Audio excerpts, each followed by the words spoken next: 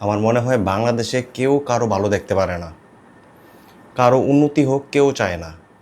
প্রতিটা মানুষ চায় যে তার নিচেই তার অবস্থান হোক। সে আপনার যত ভালো মনের মানুষ হোক, সে যত ভালো মানুষই হোক, তার আচার ব্যবহার যত ভালোই হোক, আপনি তাকে যতই উপকার করেন, যতই আপনি তাকে সহযোগিতা করেন, তারপরেও ওই মানুষটা কখনোই চাবে না যে আপনার তার উপরে চলে যান।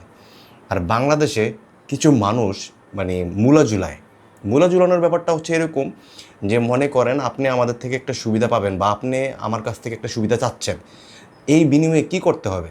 বিনিময়টা হচ্ছে যে কোনোভাবে আপনার সামনে একটা মূলা ঝুলাই দেওয়া, যে আমি তোমাকে এই জিনিসটা করব। আপ বাংলাদেশের মানুষ আসলে আবেগপ্রবণ জাতি।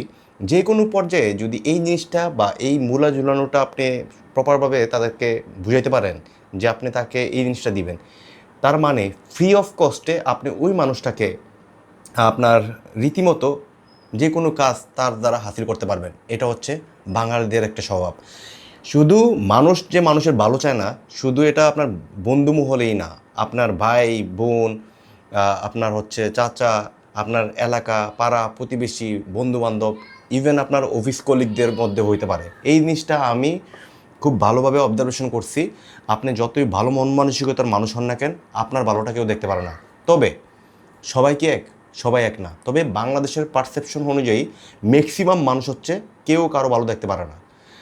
এরকম মানুষ দেখছি যে সে আমার ছোট ভাই কেউ আপনার পুলিশের মানে এসআই হয়েছে, সার্জেন্ট হয়েছে, আমি দোয়া করি যে তারা আরও বড় পর্যায়ে যাক।